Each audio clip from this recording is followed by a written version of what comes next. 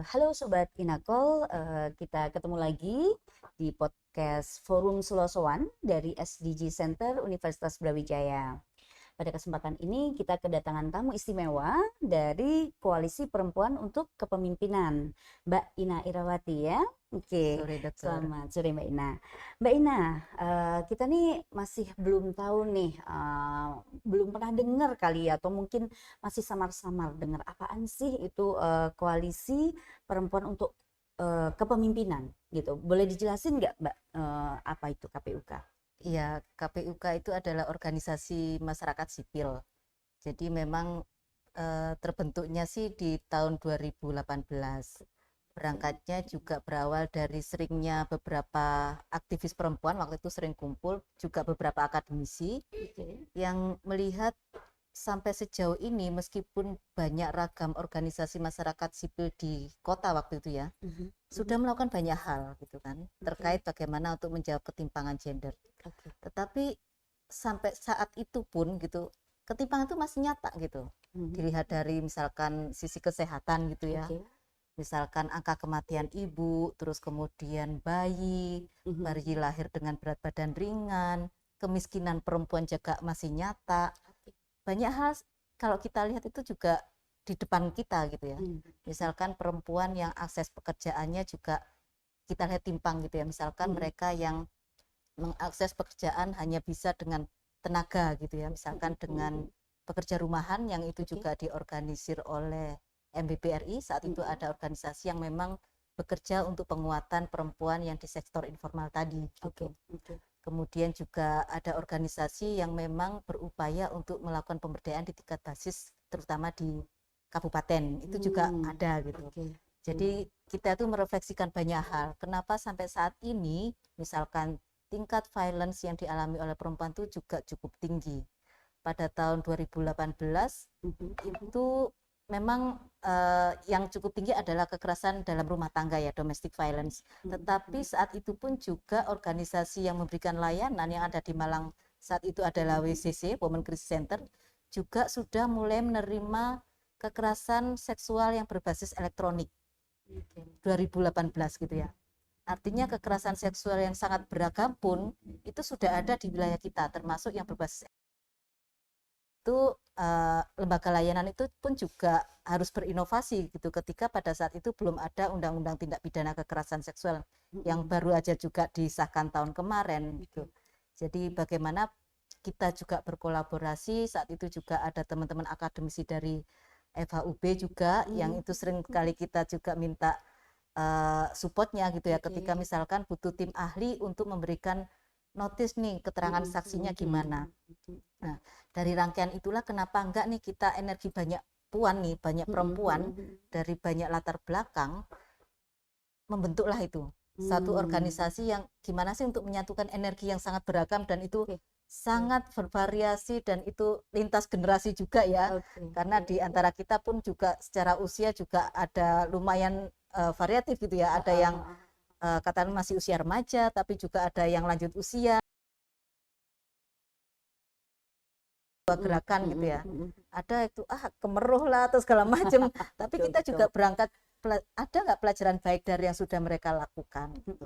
Itu salah satunya gitu ya. Jadi bagaimana kita menyatukan energi-energi yang ini sangat luar biasa, kami pikir itu penting untuk kita lakukan secara bersama-sama gitu. Itu Bisa jadi diceritain nggak yang RKP ini yang dalam program yang tadi Pak? Iya. Wah, Jadi RKP ini itu ya, Mbak. adalah organisasi Iya ya. mengalami apa? Tapi kan kalau tadi Tadi disebutkan diapakan ya itu sebagai latar lokal, terus belakang gitu kemudian ya. menemukan kena Ke akses arah dampak, kesehatan, nggak ada yang violence seperti testimoni itu, gitu kan. berarti Testimoni itu scope bisa yang mereka yang related pernah dengan melakukan pernikahan dini atau Sustainable keluarga yang Development Goals kemudian kita gitu. ketiban Itu gitu. Berkata berarti yang ke arah indikator kena 5 ya, Mbak ya. mau Gitu. nggak ada yang Lebih dekatnya testimoni memang gitu ke kan. arah indikator Testimoni 5. itu kita Indikator bagi 5 ya, juga gitu tentang tentang gender. gender gitu ya. Heeh. Dan kita juga lihat bagaimana sejauh ini kan suara perempuan itu juga masih terpinggirkan gitu ya. Artinya peran-peran perempuan dalam pengambil keputusan itu masih relatif sangat kecil, bahkan aksesnya pun juga harus diperjuangkan oleh perempuan itu sendiri gitu ya, oleh perempuan yang sudah katakanlah punya kemampuan, kapasitas untuk bersuara dengan konteks yang apa gitu. Itu yang kemudian menjadi related sama tujuan yang ke-16 soal tata kelola pembangunan gitu ya. Iya, Di situ good juga governance ya. good Oke. governance-nya. Termasuk di goals 16 itu juga bicara soal keadilan. Keadilan ya. Jadi kalau kita Betul, lihat betul. indikatornya itu kan juga bagaimana menurunkan angka tingkat kekerasan gitu kan. Nah, di situ Oke. karena kita lihat banyak perempuan yang menjadi korban. Jadi kita melihat bahwasanya kalau kita bicara tentang perempuan itu sangat related juga dengan tujuan 16. Oke. Termasuk yang dekat dengan kita nih, kesehatan gitu Iya, kan. betul, betul, Itu betul. sangat dekat sekali itu. Tak Jadi terpisahkan harusnya ya. Betul, betul. ya, jadi kalau kita lihat gapnya juga cukup kita lihat bagaimana juga misalkan angka kematian ibu, terus bayi yang dilahirkan, stunting segala macam ini kan sangat dekat dengan kita perempuan. Iya. Tapi ini kan juga perlu juga ada elemen yang itu menanggapi gitu. Jadi ini perlu disuarakan. Nah, itulah kenapa kita juga SDGs ini karena itu sifatnya kan kolaboratif gitu ya. Iya. Jadi tidak hanya komitmen pemerintah, tapi sebenarnya juga banyak elemen masyarakat itu yang sebenarnya sudah banyak melakukan. Misalkan organisasi masyarakat sipil, entah itu ormas, entah itu dari keagamaan NU, Muslimat atau Aisyah, mereka banyak melakukan itu di tingkatan basis gitu. Nah, itu yang coba kita lihat bahwasanya perempuan sudah banyak melakukan. Tapi inilah yang kita nanti galang bersama gitu. Tapi mungkin masih scattered gitu ya, masih semuanya masih terpisah-pisah gitu, sehingga harapannya tuh KPUK gitu itu bisa menjadi wadah yang mengumpulkan yang mengumpulkan cacaran-cacaran ini ya Mbak ya. Energi-energi itu luar biasa. Iya, memang betul sekali ya. Iya sih, memang kalau tadi mungkin ini sedikit menambahkan juga ya, ini nggak apa-apa ya, tukar peran dikit ya.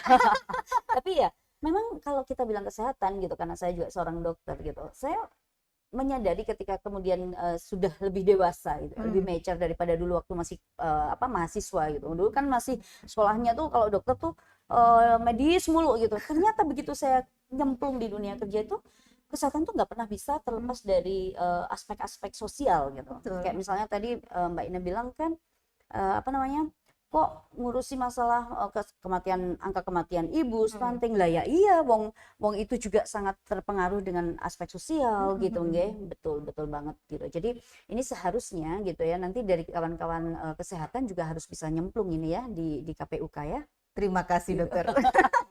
Oke. Nah, sejauh ini Mbak Ina, stakeholder mana saja yang sudah bergabung dengan KPUK? Ya, kalau dilihat memang KPUK itu kan keanggotaannya ya. Keanggotaannya itu ada yang sifatnya kelembagaan, ada yang juga sifatnya individual yang punya komitmen terhadap bagaimana kita bicara tentang gender equity and equality gitu ya. Jadi kalau organisasi masyarakat yang tergabung juga ada yang namanya Gria Baca, Anak Bangsa, itu dua organisasi ini yang berfokus untuk ini pemberdayaan anak-anak jalanan. Jadi kalau misalkan teman-teman sempat hari Minggu sering jalan-jalan di alun-alun, di pojokan dekat Samsat, itu teman-teman Gria Baca yang sering aktivitas di sana.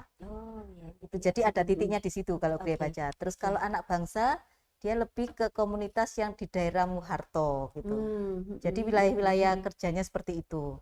Kemudian tadi organisasi MBBRI itu lebih berfokus bagaimana untuk peningkatan kapasitas dan pemberdayaan secara ekonomi ya untuk teman-teman yang pekerja rumahan tadi gitu. Yang itu kalau kita lihat masih belum terlindungi secara regulasi ketenagakerjaan.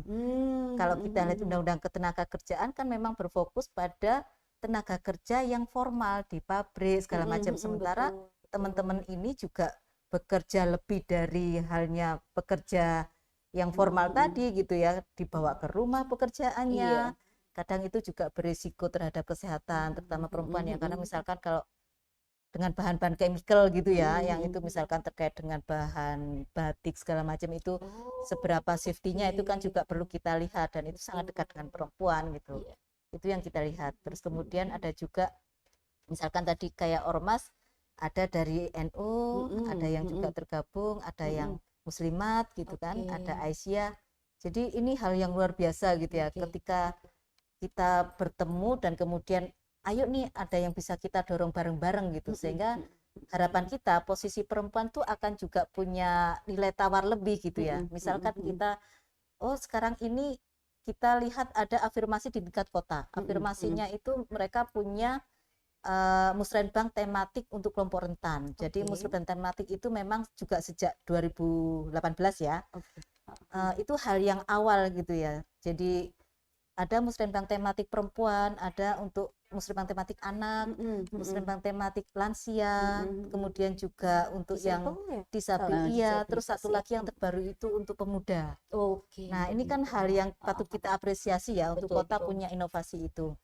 Memang yang menjadi tantangan, musrenbang tematik ini kan tidak ada dalam sistem, katakanlah kalau kita lihat sistem di Kementerian untuk Perencanaan Pembangunan itu kan ada Kemendagrinya gitu ya, keputusan itu memang tidak ada. Jadi memang ini ada yang kita patut apresiasi ketika kota punya itu. Tetapi yang tantangan tadi, kalau misalkan nanti kepemimpinannya sudah berbeda, apakah yang sudah dirintis ini juga bisa sustain gitu, itu kan menjadi tantangan ya gitu. Itu hal yang patut kita juga lihat bagaimana nanti teknokrasi ini menjawab kebutuhan itu gitu. Oke, berarti KPUK sendiri itu juga bergerak di level advokasi ya, Mbak Ina ya. Jadi ruang geraknya itu mulai dari yang komunitas gitu ya, sampai pada level ke Advokasi Iya. kebijakan. Advokasi kebijakannya sendiri apakah terbatas hanya berada di Kota Malang atau Malang Raya gitu, Mbak Ina? Untuk yang level lokal memang ada di tingkat desa yang tadi ya, kayak misalkan teman-teman di komunitas itu memperjuangkan dalam ruang musrenbang yang di tingkat desa ya, musrenbang des itu kemarin juga sudah salah satu mampu gitu ya menyantolkan satu usulan yang sangat kita apresiasi ketika itu terakomodir gitu ya. Jadi mengusulkan sekolah perempuan. Sekolah perempuan itu sampai kemudian direncanakan 12 kali pertemuan dalam setahun. Itu kan hal yang sangat positif gitu ya. Dan ini diakomodir oleh pihak desa. Nah, kemudian kalau yang di tingkat kota itu tadi musrenbang tematik itu kita juga mengawal, mulai dari kita juga ikut pada saat perencanaannya, misalkan juga kita juga diberi kesempatan karena beberapa kali KPUK itu terpilih menjadi delegasi. Artinya ketika menjadi delegasi kita itu dimandati oleh seluruh anggota musrenbang itu untuk mengawal usulan-usulan mereka. Nah, ini yang menarik adalah ketika beberapa organisasi yang ikut dan mengusulkan itu ternyata juga perlu untuk meningkatkan kapasitasnya gitu ya, meningkatkan kapasitas bagaimana sih bikin perencanaan yang itu juga related dengan kamus usulan yang sudah disiapkan oleh pemerintah. Oh, jadi pemerintah sudah punya kamus usulan. Punya kamus usulan. Cengkorongan lah ya. Cengkorongan. Gitu. Nah, yang menarik adalah banyak usulan yang itu dibutuhkan oleh komunitas kita itu tidak ada dalam kamus usulan. Jadi kita memang punya perencanaan untuk audiensi dengan Pemda Kota gitu ya, untuk bagaimana sebelum bikin kamus usulan di DOK itu sudah ada atau sudah mendengar kebutuhan di tingkat basis ini seperti apa. Jadi itu yang nanti kita kerjakan. Terus kemudian untuk yang di kabupaten memang kita itu terlibat juga untuk penyusunan RAD SDGs. Jadi RAD SDGs justru di Kabupaten Malang lebih dulu gitu ya. Jadi itu pun juga kita awali juga bersama dengan Bapeda waktu itu. Jadi kebetulan Rumpun salah satu anggota dari KPUK itu ngelit untuk bikin RAD SDGs itu gitu. Jadi kerjasamanya dengan Rumpun, kemudian kita itu mengajak banyak elemen masyarakat untuk membuat matriknya. Matrik UMS itu kan ada tuh, berbeda sama matrik yang dari Pemda. Nah itu karena namanya SDGs itu kan ada nilai kolaborasi tadi ya. Jadi kan rencana dari pemerintah apa, dari organisasi masyarakat sipil itu apa, itu yang akan menjadi RAD. Dan itu secara tahunan kan juga ada evaluasi. Kita juga dilibatkan pada proses evaluasi SDGs kabupaten. Itu juga menjadi tantangan tersendiri gitu ya. Jadi gimana sih cara bikinnya gitu kan, karena kan di situ kan ada targetan nih 5 tahun ke depan akan seperti apa gitu. Baik kami sebagai UMS juga ternyata punya challenge kayak gitu kan. Apa sih yang akan kita kerjakan di tahun-tahun berikutnya pada itu tadi, goals yang mana nih, karena sangat beragam ya. Karena juga ada yang dari misalkan teman-teman disabilitas gitu kan, itu mereka juga akan mengisi di mana. Terus ada yang tentang kemiskinan, ada yang kesehatan, ada yang pendidikan, karena beberapa juga meskipun ada sekolah inklusi tetapi juga tidak akses gitu kan, itu kan jadi tantangan tersendiri gitu. Jadi itu yang kita support juga gitu. Beberapa kali kita juga di KPUK itu selain kita ke komunitas, kita kan juga secara internal untuk penguatan anggota gitu ya. Nah, itu salah satunya kita juga pada waktu itu HWDI itu adalah Himpunan Wanita untuk Disabilitas Indonesia, ada cabangnya di Malang, dan waktu itu cukup progresif ya, karena mereka itu sampai bikin tim khusus untuk memantau musrenbang tematiknya disabilitas. Jadi waktu itu mereka itu sampai pada saat awal-awal itu kan ada Zoom itu kan kita semua gagap nih ya, tak familiar dengan Zoom itu apa, mereka juga iya, karena ini cukup akses enggak ketika kemudian teman-teman yang dari Gerkatin, kalau Gerkatin itu spesifik untuk yang tuli. Ya, jadi ada nggak relawan yang bisa untuk ada JBI-nya gitu ya. Jadi meskipun kita itu apa ya bikin Zoom mandiri itu ya cari-cari teman nih siapa yang bisa bantu untuk sebagai bahasa isyarat gitu. Terus kemudian ada juga yang tunanetra. Kalau tunanetra sih kalau Zoom sih nggak masalah, tapi kalau ngirim dokumen gitu ya. Oh iya betul. Jadi ketika presentasi itu jadi kita harus pelan-pelan menyampaikan karena mereka mau loh belajar soal siklus anggaran gitu kan luar biasa ya. Siklus anggaran kapan ini perencanaan masuk, terus kapan itu nanti mulai masuk ke DPRD, apa yang bisa kita lakukan untuk mengawal-ngawal itu luar biasa tuh teman-teman. Berarti sebenarnya luas banget lah ya Mbak Ina ya, maksudnya bukan hanya terkait dengan gender maupun good governance dan masalah perdamaian, keadilan dan kelembagaan yang tangguh atau di SDG indikator 16 ya, tapi juga yang terkait dengan disabilitas itu kan juga ada sendiri ya ininya. Wah, ini luar biasa sekali ya gitu. Ya, bahkan berharap juga nanti kalau misalkan Dokter Reta bisa menyambung ketika kita punya kegiatan waktu itu di desa ya, ada pelatihan tentang hak kesehatan seksual dan reproduksi. Meskipun proyeknya itu untuk teman-teman di desa itu, tetapi kita selalu mengingat ada teman kita yang disabilitas. Sehingga kita juga pada komunikasikan juga dengan donor gitu ya waktu itu untuk kita juga akan mengundang teman-teman disabilitas secara online. Nah, salah satunya juga itu berharap nanti ada juga bisa mengundang misalkan Dokter Reta untuk bicara soal kesehatan reproduksi untuk teman-teman disabilitas. Ya, itu yang kemarin juga sudah muncul itu. Tenang. Kita berjaring nih ya, kita bikin itu ya. Oke, berarti kemarin itu sempat ya KPUK membuat kegiatan yang terkait dengan ini karena saya di kesehatan gitu, saya tarik sedikit ya ke kesehatan yang terkait dengan pengurangan early marriage dini ya, early marriage ya. Memang mungkin teman-teman juga ini sih ya Sobat Inakol, mungkin saya mau berbagi sedikit nih ya bahwa kasus kita sekarang gitu tentang stunting, tentang kematian ibu yang cukup tinggi itu juga sangat dipengaruhi dengan yang namanya kehamilan tidak diinginkan gitu.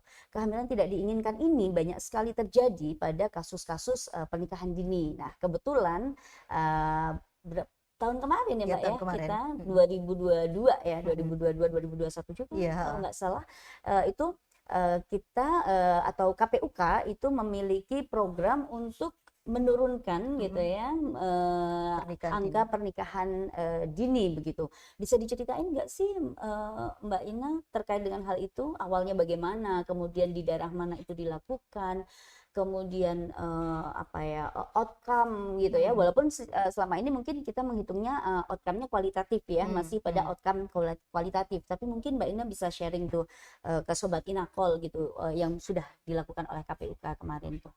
Iya, jadi kita melihat kerentanan remaja ya terutama ya, itu kan apa yang sudah dilakukan terinput oleh teman-teman di WCC Women Crisis Center, salah satu anggota KPUK itu kan juga menerima pelaporan terkait juga tadi ya kehamilan tidak diinginkan, kekerasan seksual.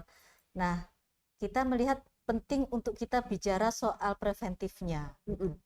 Jadi bagaimana remaja perempuan itu lebih aware atas tubuhnya, apa yang seharusnya dia lakukan ketika mendapati sinyal-sinyal oh ini cenderung ke arah violence gitu kan, mesti aware lebih dulu, itu yang kita lakukan gitu. Nah, terkait dengan angka pernikahan dini memang kita melihat waktu itu cukup tinggi ya. Jadi kebetulan Kabupaten Malang itu bahkan sampai tahun kemarin 2002 itu tertinggi di Jawa Timur. Nggak enak banget gitu ya, prestasi tertinggi tapi hal yang seperti itu. Iya, Angka betul. dispensasi nikah pada tahun kemarin itu 1.300 sekian, itu angka tertinggi. Di tahun sebelumnya 1.700 sekian. Ini memang kelihatannya ada penurunan gitu ya, tetapi itu masih tertinggi di Jawa Timur itu menjadi tantangan juga. Nah, di lapangan angka dispensasi itu adalah angka yang kemudian mendaftarkan ke pengadilan agama. Sementara fakta di lapangan itu ada yang nikahnya di bawah tangan. Jadi ini yang nggak tercatat. Jadi angka ini angka yang iceberg itu gimana ya? Seperti Itu gunung es ya, gunung Mbak es Ina, ya. betul Jadi itu. yang tercatat cuman di puncaknya doang gitu, tapi sementara di grassroots ya, istilahnya yang di bawahnya tuh nggak kelihatan. Nggak kelihatan. Nah, itulah dari angka yang tadi yang tercatat aja kita melihat bahwasanya waktu itu kan kita desk review dulu gitu ya. Itu menemukan memang di 2 kecamatan itu yang tertinggi. Di kecamatan ke Singosari sama Karangploso. Gitu. Nah, jadi kita melakukan coba assessment di wilayah mana sih itu gitu ya. Termasuk salah satu desa yang kemudian kita lakukan kegiatan bersama komunitas. Jadi kita membentuk organisasi gitu ya, organisasi di tingkat basis itu namanya Rumah Kepemimpinan Perempuan atau RKP.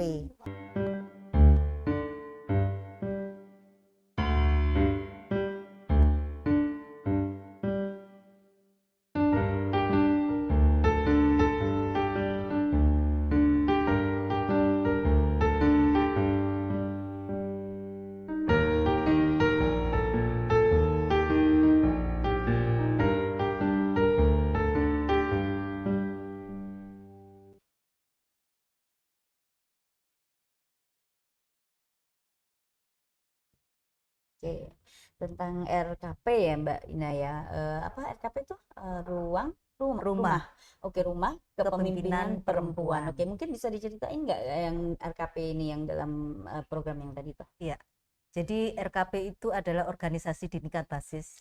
Yang itu jadi KPUK kan punya program untuk bagaimana penguatan kapasitas perempuan terutama di level basis gitu ya. Nah, itu salah satu strateginya memang mengorganisir gitu, mengorganisir teman-teman itu. Jadi ketika mereka berorganisasi, mereka akan punya kekuatan lebih gitu kan, ketika untuk menyuarakan, terutama juga untuk saling support itu kan jadi penting ya. Ketika ada teman kita melakukan apa atau mengalami apa, itu juga menjadi tanggung jawab kita bersama. Itu yang kita kembangkan. Jadi mereka berorganisasi, punya tujuannya jelas, terus kemudian apa yang mereka lakukan, salah satunya ya itu tadi, memetakan situasi di lokalnya seperti apa. Nah, ketika kita punya program soal penurunan angka pernikahan dini melalui penguatan tadi kapasitas kepemimpinan perempuan tadi gitu. Nah, itu yang kita kembangkan. Jadi mereka setelah melakukan pemetaan, hasil peta ini diapakan ya gitu kan. Nah, itu perlu disuarakan nih, kan nggak hanya untuk kita. Hasil peta itu disuarakan karena apa? Ini persoalan harus dijawab oleh siapa. Nah, untuk itu kemudian masing-masing RKP itu juga akhirnya melakukan audiensi dengan pemerintah desa masing-masing. Berarti ini ada 2 RKP ya? Waktu itu 2 RKP yang sudah melakukan audiensi. 1 RKP belum gitu. Jadi kan bertahap sesuai dengan perkembangan masing-masing gitu ya. Karena itu inisiasi lokal, terus kemudian menemukan realitas di lokalnya masing-masing, itu disuarakan. Nah, yang unik juga itu tadi ketika kita mau audiensi itu kan butuh persiapan nih. Jadi timnya siapa, ngomong apa itu kita bagi juga gitu. Siapa yang bicara data, siapa yang menunjukkan hasil peta tadi, kemudian juga siapa yang mau nggak ada yang testimoni gitu kan. Testimoni itu bisa mereka yang pernah melakukan pernikahan dini atau keluarga yang kemudian ketiban gitu. Berkata yang kena ekses dampaknya gitu ya. Atau juga ada yang mereka akan bicara rekomendasi waktu itu rekomendasi ke desa pada saat mereka audiensi ke desa gitu. Terus kemudian apalagi yang bisa dilakukan, disuarakan yuk untuk kita preventif, itu kan kita mengajarkan itu juga gitu ya. Lagi gitu ya, aneh ya. Berarti aku nggak boleh gerak nih. Baiklah.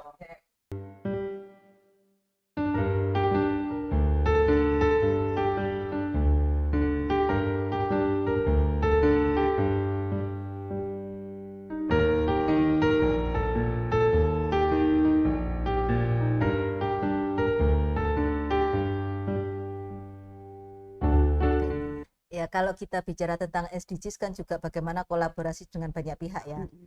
Jadi tidak hanya dengan perguruan tinggi, waktu itu kita waktu ada pelatihan juga Mm-mm. menghadirkan Dokter Reta sebagai Mm-mm. narasumber, terus kemudian juga dari PSG UIN waktu itu juga dari narasumber kan. Oke, ya. Juga kita berkolaborasi dengan media. Mm-mm. Nah, ini juga ruang bagaimana kita melihat teman-teman untuk grow up juga gitu ya. Mm-mm. Jadi menyuarakan temuan mereka itu lewat radio. Mm-mm. Pada saat itu ada 3 radio yang kerjasama sama kita, Mm-mm.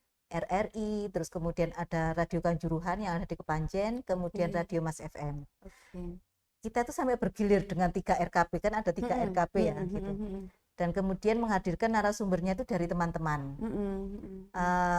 Ini juga hal yang unik gitu karena relatif mereka belum punya pengalaman untuk hadir di studio gitu ya. Oke. Mm-mm. Kita tawarkan mau hadir di studio atau by Zoom, itu kan Oke. pilihan gitu ya, atau ada yang live Instagram gitu kan, generasi sekarang kan kayak gitu.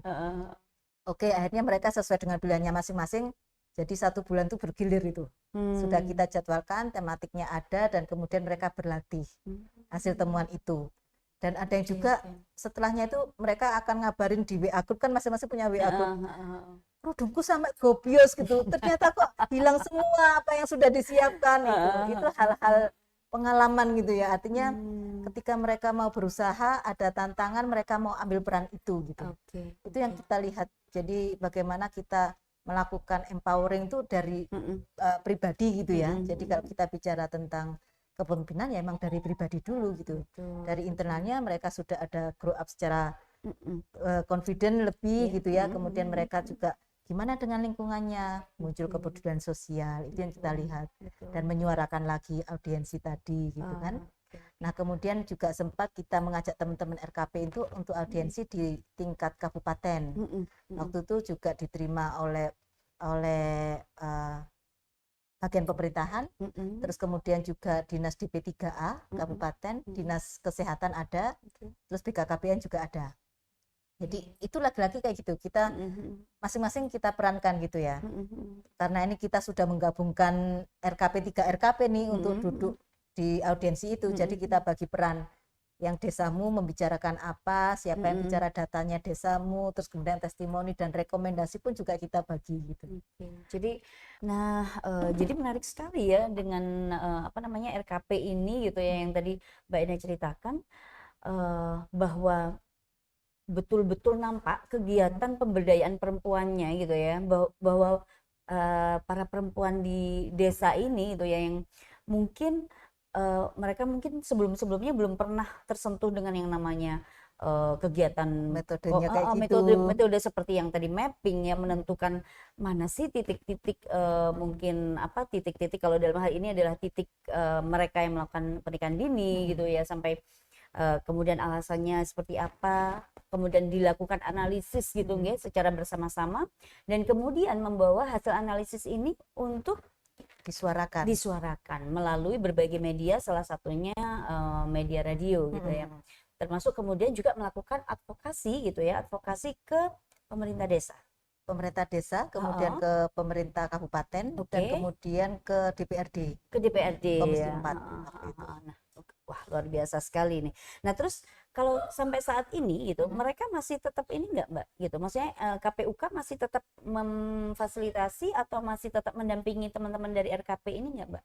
Iya, jadi namanya pengorganisasian itu kan juga reguler gitu ya, jadi memang setelah proyek itu kita lebih fleksibel lagi gitu ya, artinya apa yang kemudian kayak misalkan satu desa itu ternyata ada momentum untuk musrenbang gitu kan, yang kalau kita lihat selama ini musrenbang yang melibatkan perempuan itu di PKK. Nah gimana caranya teman-teman itu juga punya ruang, terutama teman-teman muda gitu kan, selama ini juga yaitu tadi PKK, Karang Taruna, sementara banyak elemen masyarakat sebenarnya punya kapasitas untuk itu. Nah itu jadi ketika proses approach dengan perangkat desa, kemudian akhirnya ada perwakilan dari teman-teman. Nah dari situlah punya pengalaman mereka untuk menyuarakan apa sih yang ke depan bisa dilakukan untuk menjawab atau menjaga sustainability dari kegiatan itu. Nah yang salah satu dimunculkan kemarin adalah soal sekolah perempuan tadi gitu. Nah waktu itu juga sudah dialog dengan BPD-nya ya, kalau tingkat desa kan ada BPD gitu, dan juga sudah punya sinyal hijau gitu ya. Mm-mm. Akhirnya itu masuk dalam APBDes Hmm. yang berjalan tahun sekarang, tahun anggaran Mm-mm. sekarang gitu ya. Sekolah perempuan yang tadi disebutkan apa 12 sampai kali 12 kali pertemuan, pertemuan. istilahnya 1 bulan sekali lah ya Ya, gitu. itu kan juga diambil dari perwakilan beberapa RW ya. Oke. Jadi memang di awal itu kita tidak langsung pada suatu materi yang bikin pening gitu ya. Tapi justru kita memberikan ruang kepada teman-teman untuk bersuara. Pengalamanmu sebagai perempuan, apa hal yang bisa di-sharingkan yang itu sangat berpengaruh pada hidup gitu. Jadi kan masing-masing perempuan itu punya pengalaman yang itu bisa sangat menguatkan atau justru menjadi titik nol, tapi itu menjadi kemudian titik balik gitu. Di sekolah perempuan juga seperti itu, di RKP awalnya juga seperti itu. Kita memberikan ruang untuk mereka bicara gitu. Apa yang menggelisahkan sebagai seorang single parent kah, itu disuarakan gitu. Jadi itu adalah ruang mereka merasa didengar. Jadi ketika merasa bisa diterima apapun latar belakang, bagaimana perjuangan masing-masing, muncullah solidaritas itu gitu. Meskipun yang sebelumnya antar RW hanya say hello gitu kan. Nah, ketika kita dipertemukan pada ruang kemanusiaan itu tadi gitu, itu menjadi basis gitu ya. Basis untuk kemudian kita bisa kok melakukan untuk bertumbuh bersama tadi gitu. Nah, sepanjang durasi tahun tersebut gitu, 2021-2022 ya itu ya. Itu ada nggak sampai kejadian lagi gitu? Maksudnya ini kan kita sedang ini ya KPUK sedang bersama dengan kawan-kawan di komunitas itu sedang melakukan usaha promotif gitu. Nah, tapi ada nggak sih ongoing case yang ketemu di tempat dampingan KPUK tersebut, Mbak? Nah, itu yang menarik ya. Jadi ketika tematik itu kan cukup beragam ya. Meskipun belum spesifik kita ngomongin bahwasannya mereka bisa loh jadi paralegal gitu ya. Tetapi sinyal itu sudah mulai muncul. Nah, bentar. Paralegal itu apa, Mbak? Oh ya, jadi paralegal itu adalah teman-teman yang punya katakanlah kapasitas untuk melakukan pendampingan secara hukum meskipun tidak berlatar belakang katakanlah sarjana hukum atau lawyer gitu, enggak. Siapapun gitu berarti ya. support di hukum ya, istilahnya mungkin kader pembelaan hukum kali ya. Kalau di kesehatan kan kader nih ceritanya gitu kan. Bisa disebut kader tapi ya? ini karena untuk menempuh keadilan gitu ya. Disebut sebagai paralegal. Itu yang disebut paralegal. Nah, tahun kemarin ternyata juga ada kasus. Dan itu kemudian mereka menjadi aware gitu ya. Kita harus melakukan apa gitu. Selama ini kita mungkin itu menjadi pembicaraan atau omongan yang apa ya, yang tidak ada solusi gitu ya. Tapi cuma kita jadi gosip-gosip tetangga gitu kali kan, ya. Nah itu jadi ketika ada seperti itu kemudian mereka akan membicarakan itu tapi untuk mencari solusi. Termasuk misalkan ada sinyal ini akan dinikahkan, bahkan sudah mulai belanja gitu kan. Ini kemudian didialogkan apa yang bisa kita lakukan gitu. Itu yang bisa dilakukan.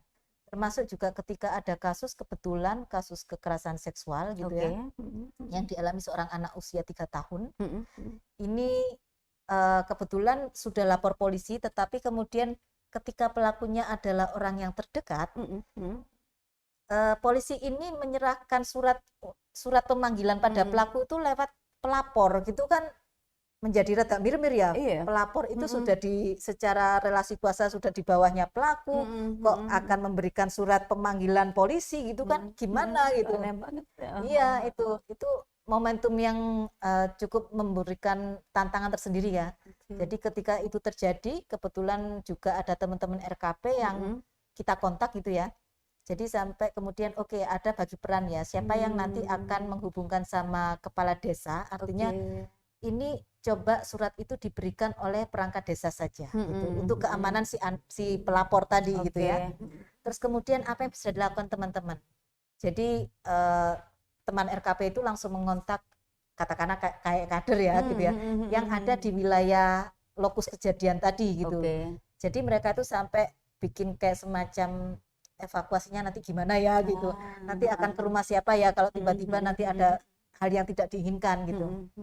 Mereka seperti itu, meskipun juga artinya by proses ya gitu.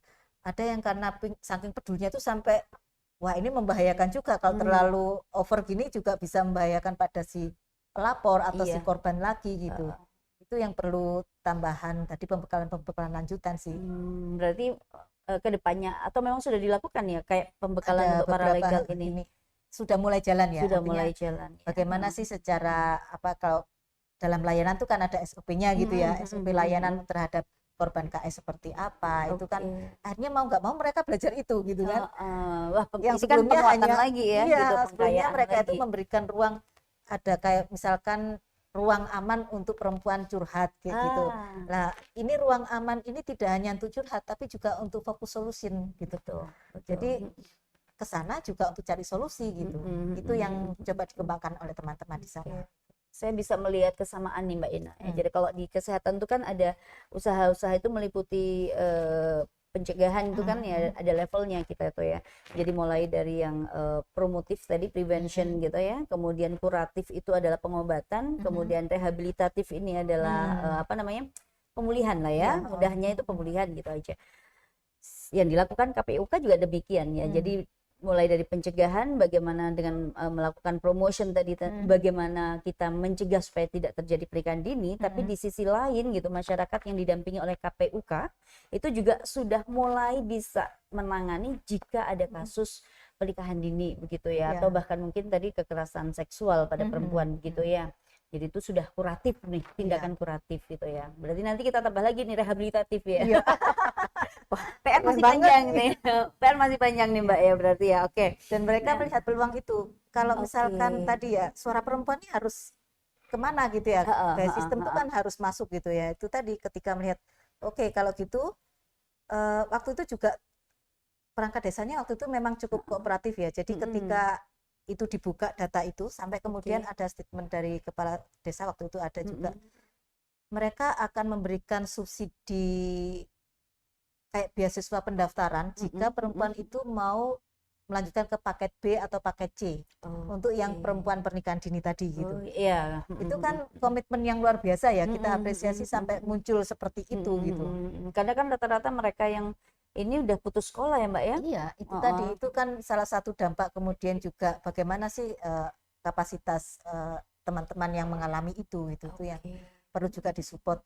Kapasitas ekonominya juga kita tahu mereka juga masih gagap kan dalam keluarga kecilnya, ranah pekerjaan apa yang bisa menerima ketika misalkan secara edukasi seperti itu baik yang perempuan maupun laki-laki itu terutama yang perempuan kemudian tiba-tiba punya baby gitu kan, itu kerentanan tersendiri gitu. Jadi sebenarnya sangat ini banget ya, makanya perlu intervensinya tuh komprehensif memang ya. Jadi kayak gitu. Oke. Dan kalau kita lihat tuh dari teman-teman RKP yang muda tadi ya, jadi kemudian ada yang punya cita-cita yang kemudian tidak terpikir gitu, misalkan kayaknya nanti aku setelah SMK ini mau kuliah deh gitu, itu kan oh ternyata ada seperti itu gitu, yang selama ini justru katakanlah nikah dini itu cukup marak gitu ya, bahkan ada yang mau nikah itu setelah SMA, setelah lulus kayak gitu. Nah ini beberapa teman tuh sekarang sudah punya tujuan lebih jelas gitu. Artinya kan upaya kita untuk melakukan pengembangan apa ya, kepemimpinan tadi itu udah muncul gitu ya. Secara diri itu sudah bisa ambil keputusan apa ya nanti aku ke depannya. Jadi paling tidak itu sudah bisa membuka wawasan gitu ya Mbak ya. Jadi apa namanya, oh udah mau sekolah lagi, artinya menempuh pendidikan yang lebih tinggi. Karena kan memang gini nih, kesehatan, kemiskinan, sama pendidikan itu kan kayak lingkaran setan ya, mulek ya, tantangan gitu. itu Betul. Nah ini juga sebenarnya PR saya nih ya gitu. Jadi kalau saya sih kebetulan kalau pas lagi ngajar ke teman-teman mahasiswa itu saya bilang gitu. Jadi kalau jadi dokter tuh jangan cuman apa namanya pasang kacamata kuda gitu Mbak. Karena banyak sekali aspek sosial gitu yang kemudian akhirnya berdampak buruk pada kesehatan gitu. Nah nanti mungkin kapan-kapan lah ya kita bahas lagi di podcast selanjutnya gitu ya. Pasti. Yang related dengan itu. Oke. Nah dengan demikian Mbak, kalau itu kan yang sudah kita lakukan kemarin ya, sudah KPUK lakukan kemarin. Kira-kira nih rencana yang saat ini sedang berjalan atau mungkin dalam 1-2 tahun atau mungkin rancangan program kerja KPUK ke depan apa nih Mbak? Iya, jadi KPUK juga punya Lenstra ya, rencana strategis yang itu untuk 5 tahun ke depan gitu. 5 tahun ya? Ya itu kan harapannya juga nanti akan ada perubahan signifikan juga. Gitu. Dan di situ pun kita juga melibatkan teman-teman komunitas. Termasuk pada saat kemarin juga kita ada kegiatan untuk pelatihan fasilitator gitu ya. Jadi kita lihat di antara RKP 3 RKP ini yang punya potensi untuk berkembang menjadi fasilitator lokal gitu kan, itu kan menjadi penting ya, karena kita butuh yang seperti itu gitu. Jadi tidak hanya fasilitator kemudian atau menjadi moderator, tapi kita memfasilitasi proses pemberdayaan masyarakat. Itu menjadi tantangan tersendiri gitu ya, ketika oh yang ini kayaknya potensi nih, punya kemampuan dan kesediaan, itu kan menjadi penting ya. Itu yang kemarin kita lakukan dengan bersama-sama 3 RKP itu gitu. Pelatihan fasilitator ya. Itu salah satu hal kita support teman-teman gitu. Jadi tidak hanya RKP-nya, tapi juga bagaimana pengembangan RKP selanjutnya gitu, termasuk kalau mendorong kebijakan publik di tingkat desa, itu bagus sekali gitu. Jadi kita mensupport teman-teman seperti itu untuk yang di RKP-nya gitu. Sementara itu juga masih ada agenda tahunan yang selalu berjalan ya Mbak ya, kayak misalnya tadi Musrenbang ya, selalu terlibat dalam kegiatan Musrenbang ya. Dan tantangannya bagaimana Musrenbang itu juga, karena itu no one left behind ya gitu ya. Jadi kelompok-kelompok rentan itu juga kita pantau tetap ada gitu. Nah, kalau misalkan nanti harapannya ketika nanti Kota Malang ganti pemimpin, ini tetap terjaga nih gitu kan, yang sudah dirintis, afirmasi yang tidak mudah juga kan gitu ya. Afirmasi untuk kelompok-kelompok rentan gitu, untuk perempuan itu tetap terjaga. Harapan kita juga seperti itu gitu.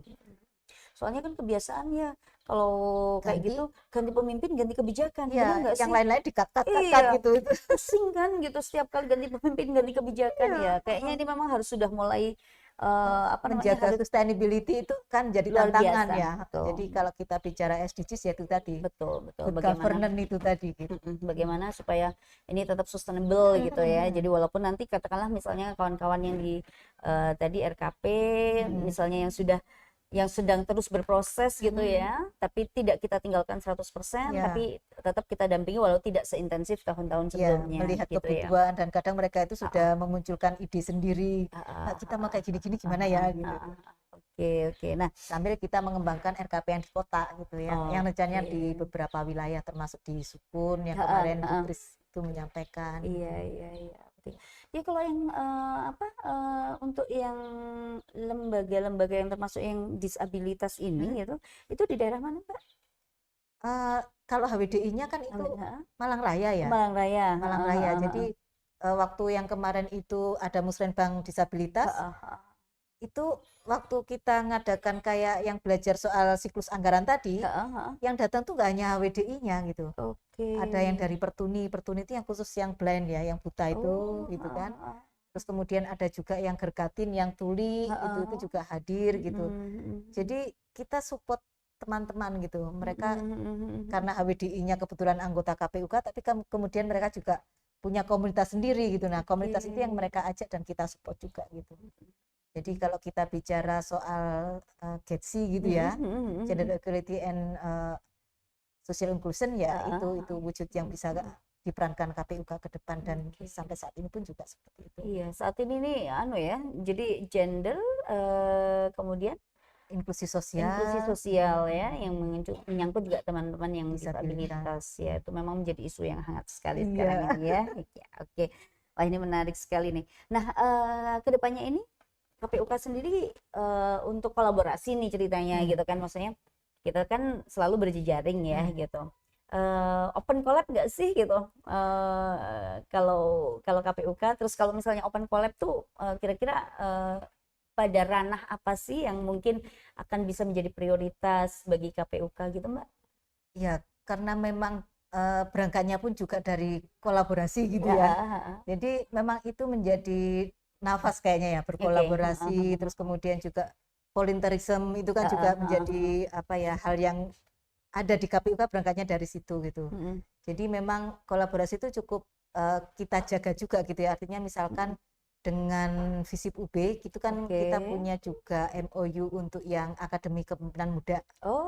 Jadi KPUK juga punya program untuk peningkatan kapasitas kepemimpinan muda itu lewat program AKM itu.